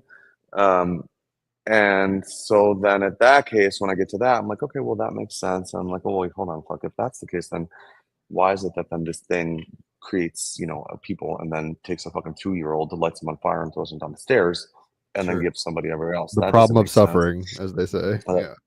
But not only suffering, but just like unequal suffering. Mm. Just like, okay, so it's just like a really angry kind of kid that just wants to fuck some things over and not. I'm like, that doesn't really make sense that much either. So then I had this DMT experience where I was, I've smoked DMT quite a bit. And this one time I kind of had Always humbling, right? We're just like, oh shit, yeah. I don't know shit. And I have this like the kind of like opening that happens like kind of in this courtyard, this big kind of terror in the fabric, and unlike the other times when like you're breaking through, I'm kind of like in this in between state, and I see kind of like a ball of fire. It was kind of like the sun, and I hear a voice that says, "Come here," and it made me feel kind of like I was like a solar flare. I was like kind of like pushed out for a second, and I was gonna get sucked back in. Hmm. And so that kind of made me change my perspective, understanding, oh, it's not that it's like taking the 2-year-old to suffer and it's doing all of it to itself. Right, right. And it's not really happening. You know what I mean? It's like It's like a reading a book. simulation. Yeah, yeah, I It's, hear you. it's watching a movie, and it's going to fucking be over in a second. So it's not that big of a deal, that it just the same way as we watch a horror movie. It's like, you want to watch a horror movie. Why? Not because you want to get fucking murdered and slashed up. No, because you like the idea of just imagining what it would be like from the comfort of your couch, So like you just like imagining it. And so that's when it kind of all started clicking in together. And I start realizing, okay. And it's not like, this thing creates the universe. It's not like, it's living wherever the majestic place it is, and then it's like, oh no, I'm gonna go over here and I'm gonna create matter and create it. No, it's just fucking imagining it. It's just having a fucking daydream, and we're all just kind of living in these little daydreams. It's having I mean I, and I meaning you, The meaning royal one. we. Yeah, yeah, I hear you. There's no we. I'm totally on that wave. I mean, it's taken a long time over the years. I mean, I was raised Christian and stuff, so I've got some, embedded kind of webs of belief or something. But I don't know how into new age you are or metaphysical speculations and stuff, but it seems, especially with even science where it's at now, where it's like, oh, our apprehension of where we're at creates a collapse of the possible nodes of potentials, and like basically our attention creates the reality. So it's like, does a Right. tree fall in a forest? It's like, I don't know, is anybody there, kind of thing. I mean, it's That's true. interesting. I'm not sure into how much physics and stuff, because you seem savvy. It doesn't mean you're like PhD, but it's like you're probably aware of Neil deGrasse Tyson and all these random people. We are Yeah. stumbling down the rabbit hole, and I don't, and post 2012, I mean, that's kind of a big Mayan apocalypse thing. Terrence McKenna was all about time wave zero and the I Ching kind of hitting a novelty speed bump, if you want to put it that way. I don't know Yeah. about you personally, but ever since 2012, it's just been getting weirder and weirder. And I don't, dude, just because of the astrology, it's not going to end. Like, it's going to be the Wild West, and anything kind of goes. But that's the beauty of it. It's like you were saying, it for better or worse, it seems like it's something that is having an infinite fractal amount of experiences, and that would include the 2-year-old burning and getting shoved down the stairs, as much as Prince William or what. It takes all kinds. It takes every color, almost like the Pink Floyd song "Any Color You Like." It's like and Yeah. even the Darks of the Rainbow thing. It's like it's all one consciousness, that one light. It hits the terrarium of being, whatever we want to call the continuum of conscious, our creation or whatever. It hits that triangle and it splinters into all the vibrations of light, which aren't better or worse. Green is not better than blue. They're just different frequencies. I don't know how much you want to geek out on worldviews like this. I hadn't heard any of your thoughts on these things. I don't know if you're like, this is touchy subject, I don't know, or if you're like, hell yeah. But No.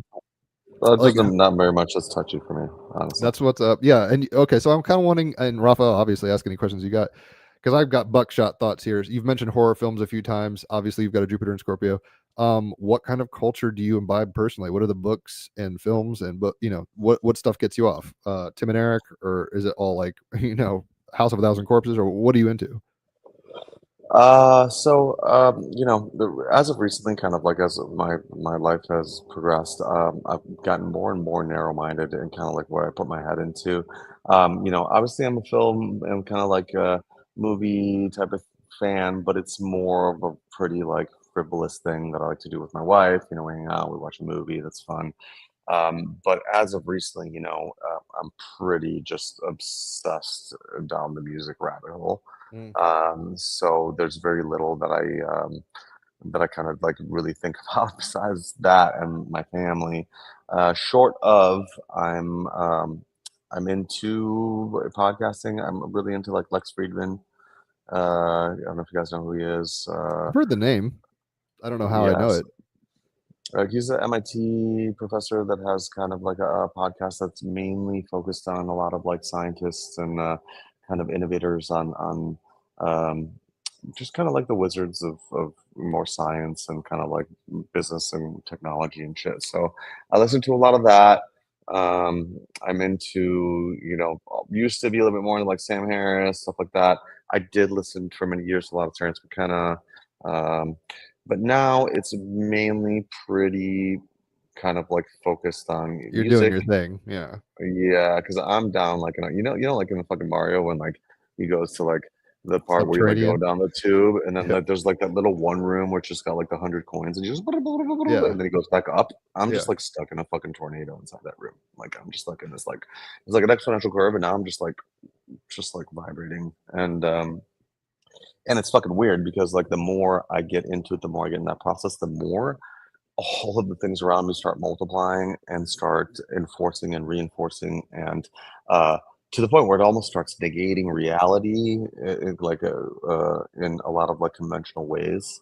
Like I find myself kind of like living outside of like the traditional cause and effect of like being a human being on earth and being part of like this social and economic system and just finding myself kind of like in this like blissful fucking tornado that just keeps like just ramping up.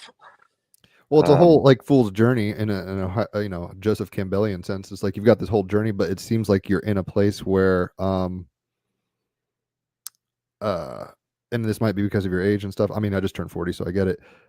Where you're going out usually in the early part of your life, you're testing everything and stuff, and then you figure out what you really do love and you're hone. It's almost like a Japanese kind of thing where it's like, look, we're gonna do it's not minimalism straight up, but it's like focused, and you start really kind of getting so much into your uh laboratory, if you want to put it that way, that it becomes your reality. I mean, in a sense, what you're playing with at any one point is, and obviously there's a whole lot of different soundtracks, as you know, being in LA and stuff. There's a whole lot going on.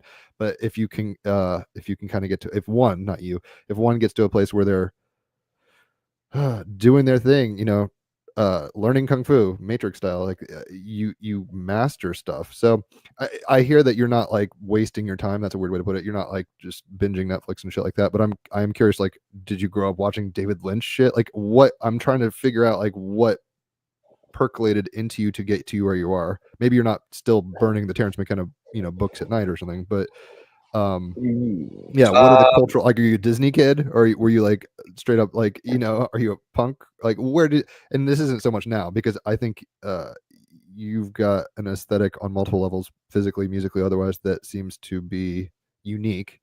But I am trying to like piece together like what cultures beyond Afro-Cuban kind of jam bands and stuff led into your formation. And maybe you sure. don't have a long-winded thing on that. Maybe you don't have like, I'm a Stanley Kubrick freak or whatever, but it's like, yeah, what Yeah. makes you tick? First of all, I'm so sorry. I hate to do this. Do you mind if I like run to the washroom back No, for dude, seconds? we can geek out. Dude, I should have told you that in the green room. It's like, you've got to pee, we can handle it. 1 second, I'll be right back. Okay. Do your thing. All Do your right. thing. Yeah, dude. It's funny because especially because he's a Gemini. I know that we all play with the things, but once you get to a certain, like, how do I put it? It seems like life is a playground, but when you get to the monkey bars and you find that excites you the most and you can really master the monkey bars, does that make sense? So it seems like he's not in this like, oh, everything goes. He's very focused, honed in, dialed in, if you want to put it that way. Which kind What's of on your sounds mind, ideal Raphael? for being a sophisticated artist. And just a little bit that I listened in on, I mean, it does sound like it does require quite some focus and dedication to be able to produce techno on that level. It's With not so normal many techno. dials. Yeah, exactly. It's psychedelic, but it's not like overtly like Spangle or something like that. It's techno, but it's not. In the fact that he was like raised on a snare drum at first, even though he didn't stick with it and stuff, and then he got into the djembe. It doesn't surprise me how rhythmic it is, but it's playing with enough filters and colors and stuff that it's special. Like, this is why we're having him on, because we don't normally have musicians and DJs and stuff. Half the reasons they won't even, I'm like afraid to talk to some people. I'm like, oh, please come on. Hit him up. He came on, but what he's doing is really magical. I'll post it. If people go on YouTube and look up the Mix Mag thing, I think there was another one I just listened to. I mean, he's got a lot of stuff, albums obviously, but like the Global Vibe Radio, I just worked out to that this morning because I had to get my workout in somewhere before I go to the beach today, and it was it's special. I can't quite explain it. It might not be for everybody, but I do think that you'll be different from hearing it. It's alchemical like that. So Raphael, you hear where I'm trying to draw out of him a little, like where it's like what makes you where you are, and because it's not because he's a Jupiter and Scorpio, he's going to be a little more not guarded, but maybe focused and obsessed a little. So he's obsessed with where he's at in that sense. Yeah, I know you haven't talked much. I think you're having fun, but do you have any questions or concepts that we haven't broached with him yet? Well, if then I'd have to ask him anyways. No, I'm glad with you leading the conversation since you're more of the musician than I am, without a doubt. So there's not too much I can say on that, but I just want to show people here. So this is this is a mix high. set actually. It's chic stuff. He's playing the didgeridoo, like the electric didgeridoo, and you could see his little laboratory kind of with the modular stuff. He's getting into it. It's a mad scientist situation. Yeah, It's the man behind, looks insane. Yeah, it's the man behind the curtain in the Wizard of Oz. So in a sense, I'm like, hey, do you still play in the poppy fields? And like, what do you think about the scarecrow? It's like, I'm in my laboratory. I don't like, I don't know, I don't care, kind of thing. And it's also a very inspiring story for someone sticking to it for such a long time, struggling even, and then breaking through. I mean, that's what I wish for everyone who's sticking to what they are enthusiastic about. Yeah, David is back. David, you're on mute, just so you're aware. Yeah, we were just kind of talking about the fact, because he pulled up the thing. I think you're very much of a gateway drug for a certain type of music. That's maybe the weird way to put it, because I'm not like way into scenes like what you were saying. I'm not that aware of electronic scenes. I mean, Daft Punk and stuff like that, but I'm not like ahead. And what you're doing is a combination of very effective dance music. So it's got to be, obviously it's groove centric and stuff, but there's enough watercolor and overplay and almost evolution, if you want to put it that way, within the system. It feels like you're growing a Tamagotchi, and then you're training it or something. It's like almost like AI or something. You've got a real interesting aesthetic. Anyway, I was just kind of filling space to roll over the place. Do you want to talk any more about the culture or books and stuff like that? Does that not interest you? It doesn't matter if we talk about that. I'm just kind of curious personally. Sure. I mean, honestly, you can hear me, yeah? Yeah, we can hear you. More than anything, I think physics and science, especially out of high school, was something that I was really connected with. So I spent a good amount of time out of high school, like both some philosophy, like the Republic and stuff like that. Also getting into more things like, law of attraction and synchronicity, but then more realistically into physics, both from, and I'm not a scientist, but I like to dabble. Don't doubt yourself. You are a fucking mad scientist, bro. I'm not. It's not what I spend most of my time learning. Yeah. I'm not good at math. But both from the Newtonian side and then more on like a quantum physics side, things like the eye of the observer, the slit experiment, kind of like just like the concept of relativity in time. Those things have really kind of like been more inspiring to me. And I think even more now because they start kind of also playing into this concept of what I was talking about before, of the structural things of what's going on, how the slit experiment. I don't know if you guys are familiar with that. Oh yeah, like the eye of the observer. How that starts kind of like hinting towards consciousness and awareness being participating in the actual chemical behavior. Molecular behavior of particles, and then also the concept of quantum math, which essentially starts saying that right behind me, there's no studio, there's no Lisbon, there's no world. It's just a flux of fucking shit that's moving around. And then when I turn around, it kind of like coagulates into what I see, which to me starts making more sense because if I start thinking about how the concept of this idea of it being this kind of set up experiential experience that was created, it's like, okay, higher self decides to make the movie, and the movie that we're going to watch now is my life. Well, um, first of all, like I said before, it doesn't actually create it. It's just like thinking about it. But more than that, it's not like it goes and creates all the other empty shit around me that are billions of miles away from me. It's more like the concept of like, if you imagine a cartoon of like you see a person is like in a black room, is just like walking around, they're just by himself. And then as I walk closer to the table, then all of a sudden the table appears. And as I walk farther away from the table, then all of a sudden the couch appears, because it's all kind of being generated around you for rendering. Yeah. yeah, it's rendering right around you, which makes sense, because it's like you don't need to like, if the and again, I'll say this again, like these are all just kind of like best guess, kind of Sure. like intuitive That's all thing. we're doing down here.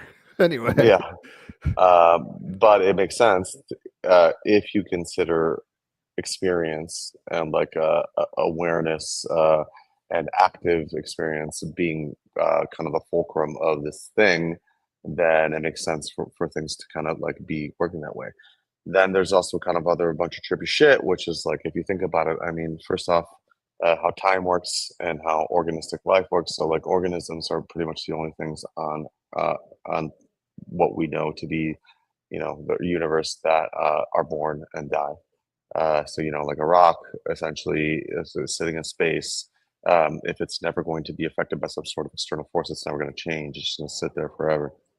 While organisms are, for some reason, the only things that have a specific finite life expand.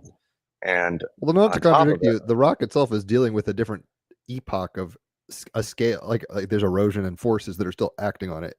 well, in what a I said, different way. Yeah. if nothing affects it, Right. if it's not being affected by some sort of particles externally, then it's just going to always sit there, right? Mhm. So like it doesn't automatically change, and it definitely doesn't born and die on its own without needing to consume something else. I hear you. The terms are a little different Yeah, for sentient organic life or whatever versus like yeah, the but rock.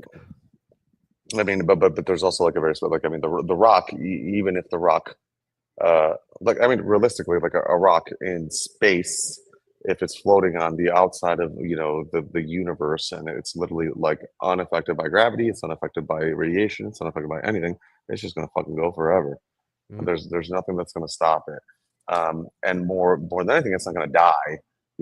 And here's the other weird thing is that, so we seem to be, as far as we understand it, and then obviously there's the gray areas, like, where does consciousness come in? How at first it was like, oh, it's just the animals, and I'm like, okay, well, does an ant have consciousness? Okay, what is the brain? Okay, but then I'm like, shit, well, does a tree have consciousness? Well, yeah, probably. So kind of could define it, but it seems to me like consciousness, and then especially self-awareness, and especially to the point where we start being able to talk and think about what this thing is, seems to be kind of focused more in organistic life, um, and time, which is the fucking most fucked up part, is the concept of relativity. So the faster you are moving through space, the more times is slowing down for you.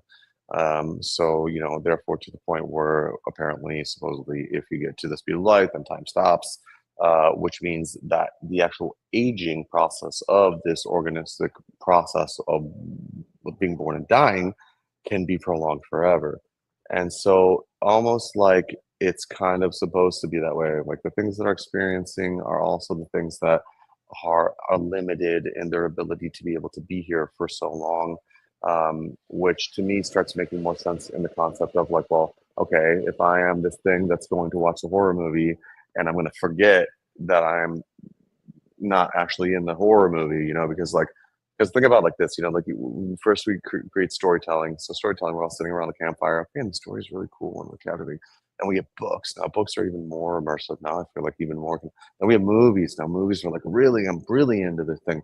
Then we start having like, VR and all this shit. And it's like the concept of like putting yourself outside of some sort of like imaginative experience that was specifically created for your enjoyment or whatever, for your experience. But Participation. Yeah. it gets more and more immersive, and it gets you more and more out of you being, oh, I'm just like looking at this thing to where I'm in it. Well, if I can imagine the creator of the whole thing giving this shot, it's like, so baller at it that it's like you're gonna forget that you're not in it. You know what I mean? Yeah, it's like But dreaming. I mean, you don't right, remember what you're doing while you're dreaming, I but you're think creating a whole world. Alan Watts talks about this a lot, no? mm, Alan yeah, Watts, and right? I love elements, and so, I but feel then like that I should makes buy you a sense. pack of cigarettes. You've lit up a few and you're not smoking them, so I'm like, God damn it! Yeah. I could hold it. You know, take drags as much as you want. Don't feel bad about that.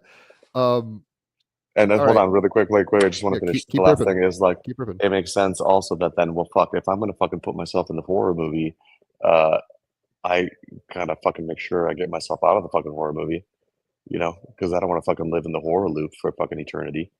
You know what I mean? So like Mhm. the kind of the finite of the biological experience being specifically defined by a specific time frame, as so to be able to do everything, instead of just being stuck in that loop for eternity.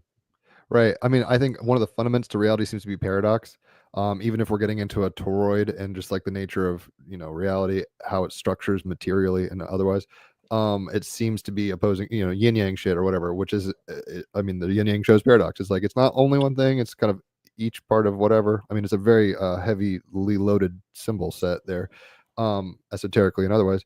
But the paradox, it seems, is like, yeah, because there's no, like, who knows, like we're all kind of playing around with ideas, and I think we're kind of getting closer to a truth, isn't maybe that, but like apprehension of things as they might be in a multiplicity of ways, which is, it takes time to get there. I mean, Stephen Hawking's like, if you want an apple pie, or not Stephen Hawking, Carl Sagan, he's like, if you want an apple pie, you got to build a universe, kind of thing. So there's this kind of even McKenna was talking, it's like it takes billions of years for there to be like, plasma to solid state, and it takes a long time, like you were talking about, like teleological kind of process of time, where it's just like it's going in. This is the whole singularity thing, where it's like it's speeding up so quickly now that, for better or worse, and I'm not sure if we're being pulled forward by some transcendental object, whether however that looks, but it feels like the momentum is picking up, the ability to hold, like the, let's put it this way, a kid on fucking their iPad today knows more and has more access to knowledge than a monk who is like the holder of the keys, or the Library of Alexandria doesn't hold shit to like the internet now.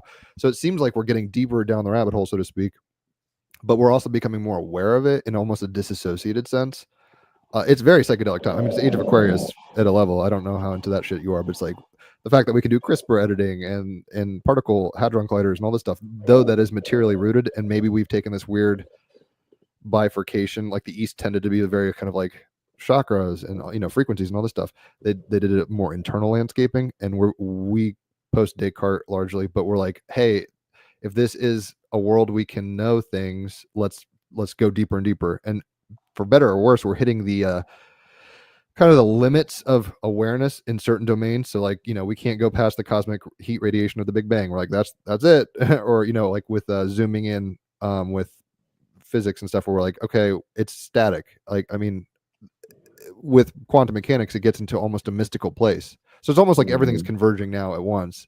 And the fact that we can play with all these ideas is such a privilege. But it's got its own neuroses and existential situation. There's a guy, Marshall McLuhan, he was kind of a philosopher, and he was kind of like, the internet, basically like tools create, it's like this weird feedback loop between tools and the users. So it's like, okay, we made fire, but that means we can cook food, which means we have more protein, which means our brains grow. I mean, it's like cause and effect, back and forth thing infinitely in all ways. But because of the internet and stuff like that, we've externalized our nervous system in such a way that like we're in like Arcade Fire, one of my favorite bands, they talk about like this age of anxiety and stuff like that. So it's like there's a reason right now we're all kind of freaking out, looking around, wondering what the fuck's going on. There are dominance hierarchies and weird forces you could put that have been here for a long time, like that culminate in things like nationalism or whatever, but we're starting to see beyond that. But then how do we get from like our hardware, which is like apes that kill for the fire and the girl or whatever, the limited thinking, resource thinking, animalistic thinking, and now we're getting to this kind of place where, not that we're in God mode, but it's almost like we're able to transcend the situatedness to the degree that we can play with it differently. That was a whole mouthful, but I think I have what I'm a saying. question to add on top of that and to make it practical. So am I right to assume, since your label is called noetic, because the next question, of course, would be, with all this understanding that you have, what is it that you want to transport through your music, if anything? And I could only imagine now it is exactly this type of, how do you call it? Well, transformation or intellectual integration of an ecstatic experience, something along those lines. Yeah. So I mean, there's a lot of stuff to unpack there on both of what you guys are saying. To You don't even answer have to talk about my shit. You could just get into your music if you want. But if you want to talk about whatever I said, feel free. no, they're both really really interesting things. To be honest with you, I think maybe the second question is like quicker to answer. So what I've realized over many years of making music and having a lot of people around me that also make music, music is a very personal experience. And a lot of people do it for many different ways. There's some people that want to do it because they need to get something out that's very heavy. Some people want to do it because they want to be cool. Some people need it for money.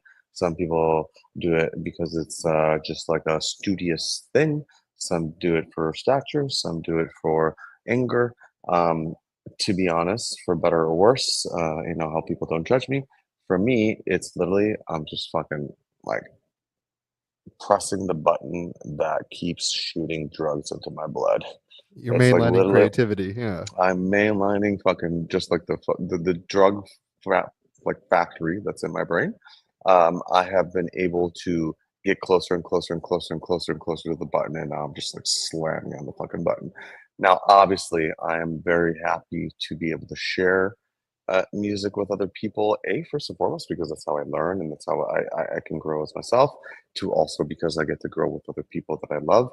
Um, but for me, it is a very selfish kind of endeavor.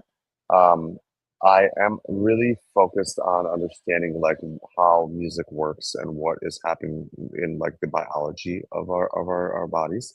Um, Music is unlike anything else that you can spend your time doing on this earth when it comes to like really having like a full-blown passion besides maybe sport. And the reason I believe that wholeheartedly is because if you really kind of think about how the auditory system works, so like you know our senses are kind of alarms to be able to help us understand how to survive better. um, a lot of uh, you know biologists and scientists believe that the kind of like smart modern brain came outside of the water. So like, if you think of, for instance, like whales and dolphins are the only things in the ocean that actually have kind of this like advanced brain capabilities, and they used to be land animals. And the concept is if once Oh, you're in the octopus water, too, but keep going. yeah, but an octopus doesn't necessarily, they're obviously really smart, but it's kind of a different type of thing. I mean, octopuses are weird fucking, They're aliens, dude. I mean, not yeah, I literally don't know maybe, what but the they're fuck they're fucking, yeah, they're gnarly. But the idea is like, okay, so like, you start at the bottom of the ocean, you can't see shit, you don't have no senses, then slowly you start going, oh, now you start feeling cold, hot, cold, hot. Okay, well, cold, hot is better. Then eventually you get to a point where you get to the top and light starts being a thing. Okay, so now light is coming in. So now we start creating this ability to let the light in, both for warmth, but also because we can see our surroundings and that can help us for survival. But underwater, you can't really see too far. You can see a couple feet in front of you. Once we get out of the water, all of a sudden now my vision is giving me so much information. Oh shit, I can see that the fucking cliff is right there. I can see that the food is over there. I can see that the rain is about to come. I can see that the predator is right there. And so now all of a sudden we have so much more information that is going to be able to be uh, at the service of our survival, that the brain starts developing as a secondary process to be able to uh, I'm talking about more like the frontal modern brain to be able to process information for our survival. So what happens is that before we have this like logical, conceptual understanding thing that makes us behave and act and react to our environment. Before it's like, oh no, hot, cold, like good, bad. When I pinch and obviously touch was one first thing. So if I, tickle my arm, I don't have to think about how this is supposed to feel. This goes directly to the part of my nerves and into my brain that my hypothalamus starts releasing the endorphins into my blood to make it feel good. Why? Because it's not because I don't want to think about how it feels. It's because literally this system was built before that system. So therefore, it's just hardwired in. Right. And sound is the same way. Sound came prior to this concept.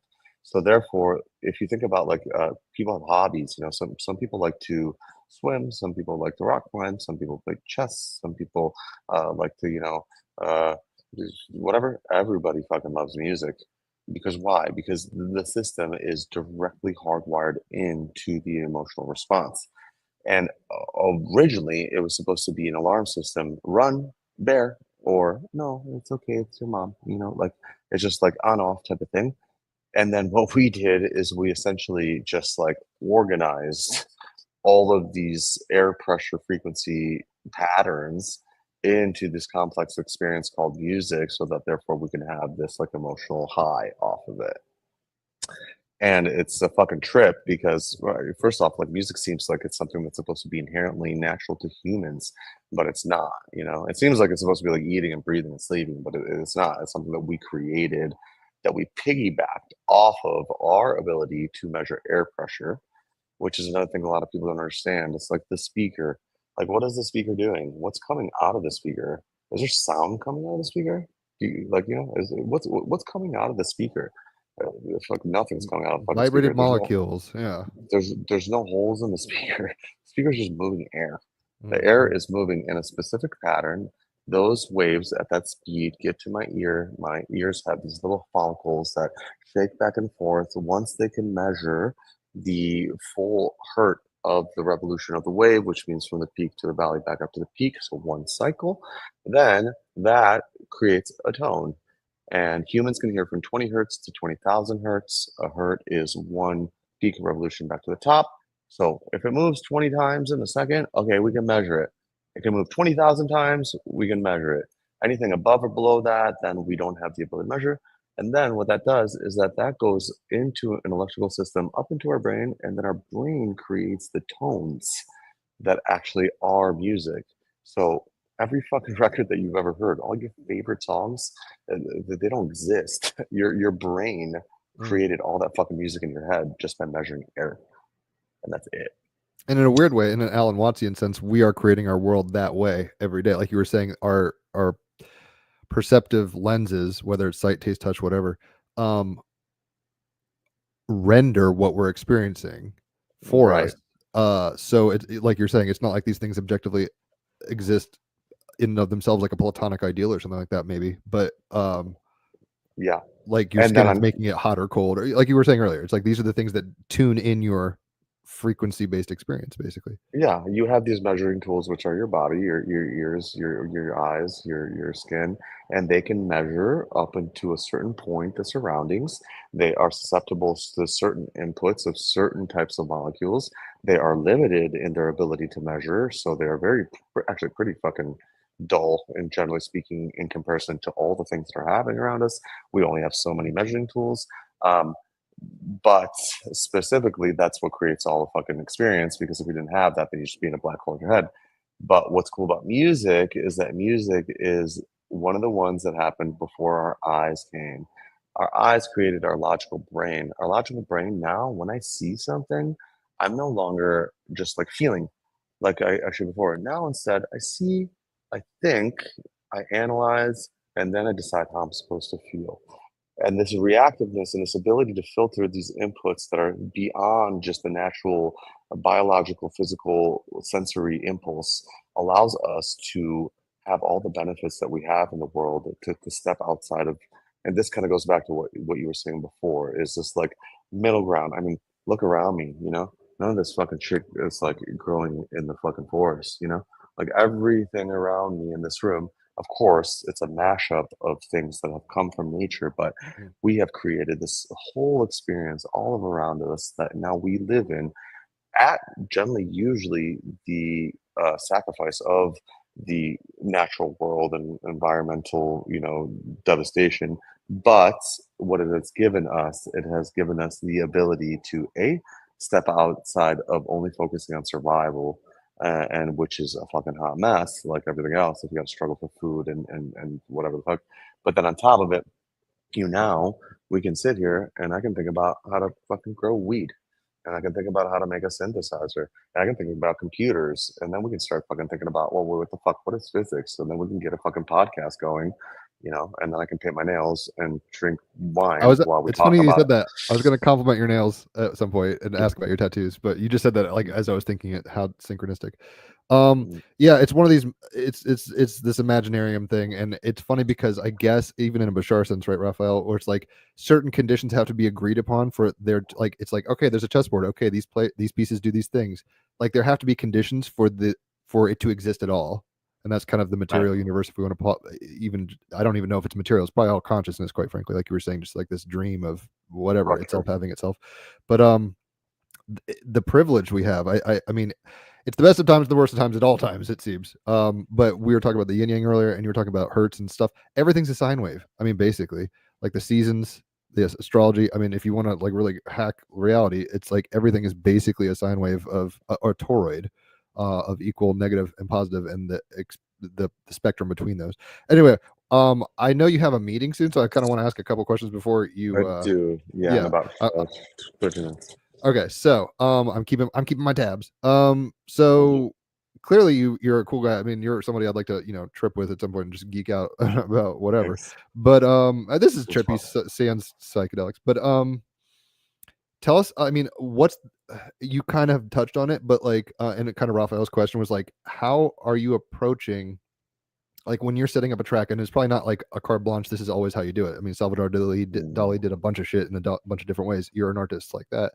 But when you're approaching your modulars or however, like, and it's gonna vary. Sometimes you're probably like, I like this beat, and now I can play on top of it. Or sometimes you're like, I like the sound effect, now I have a beat. Like it's probably a very infinite way of creating. But what do you have like a method of creating? Do you have a preferential way of doing it? Do you lean more? I mean, growing up with a snare and all this rhythm stuff, I imagine it's not surprising you play music like this dance music. How are you picking your palettes? Yeah. Metaphorically speaking, not exactly like which sound files, but like how are you going about that sculpting process, from the pure marble to the David statue or whatever? There are kind of two big ideas in this concept. One is the creative choices, meaning, okay, I got all the fucking paint. What the fuck am I going to paint? You know, what comes out of it? And the other thing is the technical side of the actual application of the art form. Is there one or the other that you are more Well, interested in knowing about? but both, if you want. I mean, technique is important, and I think that can create its own, things like Picasso's whole deconstruction stuff only happened because he started really apprehending technique more, as opposed to like just straight up being a good artist, quote unquote, and drawing like well, if you want to put it that way. But then we ironically talked about this yesterday with our guest who was talking about basically tragedies and philosophy back in the day in Greece, because he was Greek and stuff.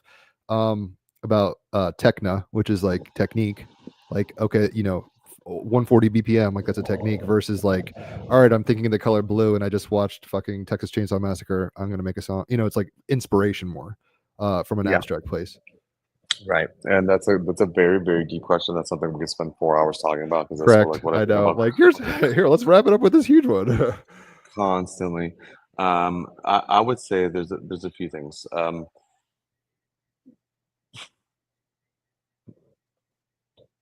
To me, and I kind of make music in different ways than other people. Most people make music by following their heart, meaning you find yourself in whatever body you're in. For some reason, here you are, it's you. You find yourself with an instrument and you flow your fucking shit through it. And this is your art, okay? And this is how a lot of people, especially with music, make music. Then you start taking the difference between instruments and computers and gear like this. Now we are taking a big separative branch because, first of all, there's no muscle memory and like physical, uh, like repetitive muscle action that I need to like. If I'm gonna play the guitar, I need to learn how to Gotta know the do this chords. Yeah, on exactly. fucking time, and then I Yeah. need to put my so like there's it's not just the brain, but in what I'm picking, but it's also this. Then when you start doing this stuff, it's different. Now you start using your brain more. You're like you have time. You're slower, so it's kind of more like a programming or like a designing or like a painting. Like you're using more of like your brain, whatever, in a different way. But then on top of it, there's also this concept of what are you doing? You know, and so I think that first off, there's obviously the technical curve. So obviously at the beginning you're learning, so you're just trying to learn and you're just kind of trying to fucking figure it out and puzzle Fuck through around, whatever find it is. So out. yeah, Yeah. yeah. Then the more you get deeper into it, then you kind of start figuring out, oh, this is what you are, this is what you want to do, this is how you do it. Then, as an electronic musician, I don't need to just make the bass line. I need to make the line, the drums, the hi-hats, the the vocal, the pad. Then I have to do the mixing. I have to focus all the frequencies. I have to do all the EQing, the compression, the grouping of all the frequencies, how they fit together. I have to make sure things are together, but they don't get in each other's way. So there's this whole logical thing. Uh, my general process is a mixture of two things. One is, first off, ideas, and ideas being both creative and both sonically and mixing wise being in the right direction that we want. So making choices that are fitting both conceptually, creatively, artistically expressiveness, and then also fitting mixes and the relationship between frequencies and how they fit together. So those two things are both right away part of my process.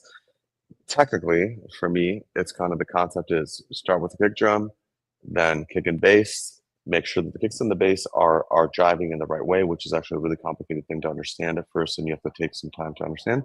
And then a lot of people, what they'll do is they'll kind of jump straight to the building all the drums, they'll build all the pads, all the stuff, and then they'll go to like the lead or the melody or whatever.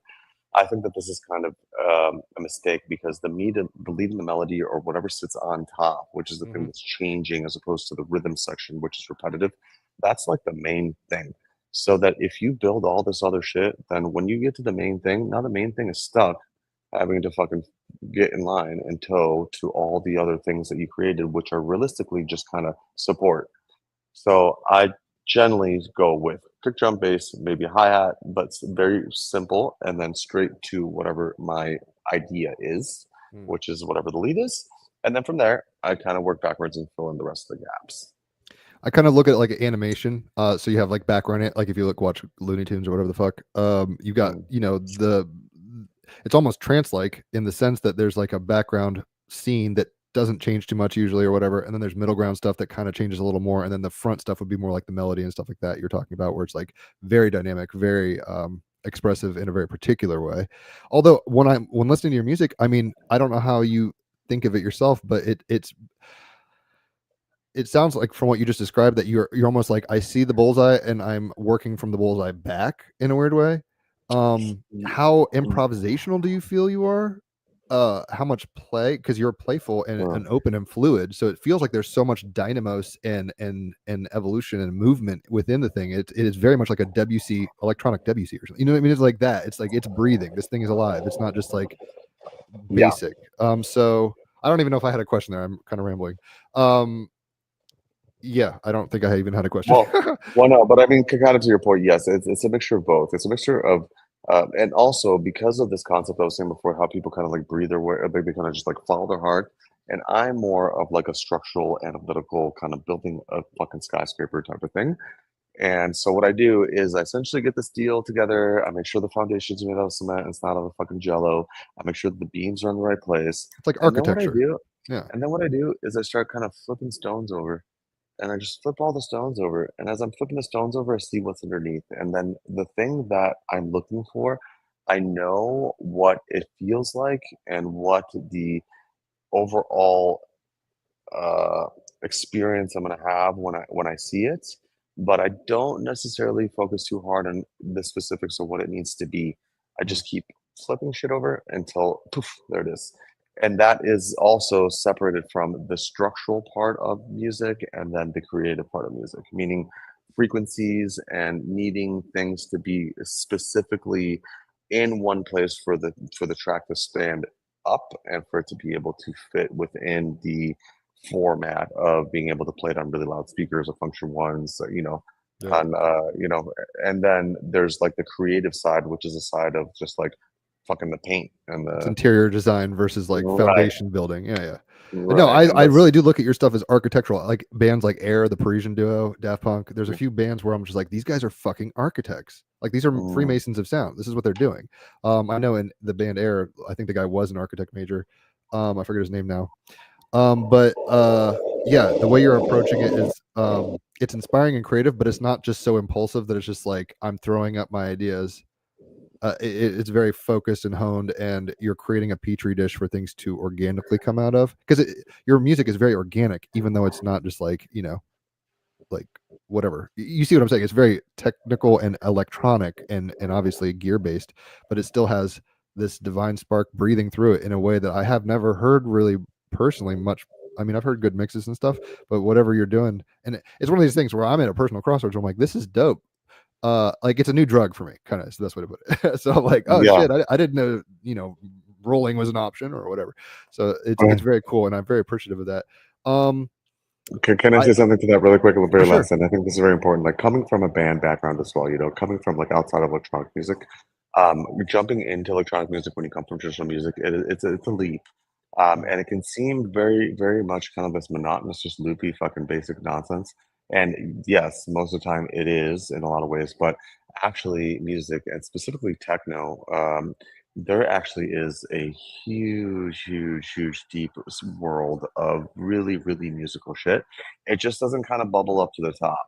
So I would, you know, encourage anyone that's not really gotten into that space to really start listening to it in this other way and try to explore these things, because there are some beautiful, beautiful, really just like deep, deep creative outputs in electronic music.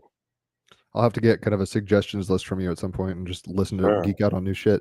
And there's one particular off of Random Access Memories there. I mean, I'm a big Daft Punk fan, not just like recently kind of thing. And they have one track where it's like, I forget which song it is, but it's basically starts off like super, I think it's super high. It's whatever. They're taking a frequency. It's like, Yeah. and it's like, that's the primitive kind of undergirding of the architecture techno is touching on, where it's almost like, look, life has a pulse here, or whatever you want to call it, almost like the Big Bang. And then you're getting in the other way is flipping and creating ferns and painting the walls and all this interior designing. So I'm not making much sense probably right now, because I'm like very cognizant of the fact that you got to go.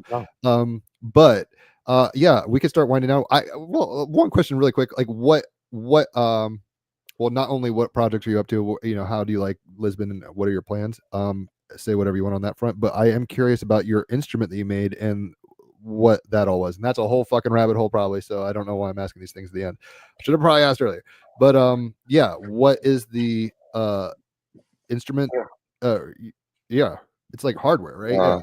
Yeah, so this is a Eurorack sequencer, meaning it's a Eurorack, for a lot of people that don't understand, is that essentially like all the synthesizers you've ever seen, like a synthesizer like this with a keyboard, all the ones you've ever seen inside here in the brain, they are made by 5 main building blocks that make up a synthesizer, and pretty much all of them have it, and they're all built in the same architecture. Like every car that you get into has, you know, transmission and pistons and carburetor. Tires. Yeah. Okay. This essentially is Eurorack, which is also a different way of saying modular synthesizers, which is also the way that synthesizers were originally built before somebody decided to put them into a case with a keyboard. Right. These are those individual components built by different manufacturers and different designers. They build them in their own way. They spend, you know, 8 months making a thing that has one knob, and then you buy them individually and you put them together. Then there are 2 different parts of music. There are the actual sound sources, so the things that actually make the sound, and then there are the things that make the rhythms and the melodies. Like if you have a piano, you're playing a piano, you have your hands.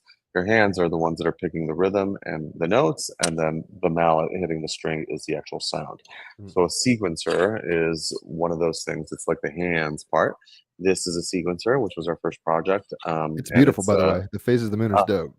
Yeah, thank you. And it's also works in a very specific way. It's a randomization-based generative sequencer, which essentially means is it's a way to be able to create ideas using some different types of architecture for you to be able to fine-tune through guided decision-making how to get to concepts.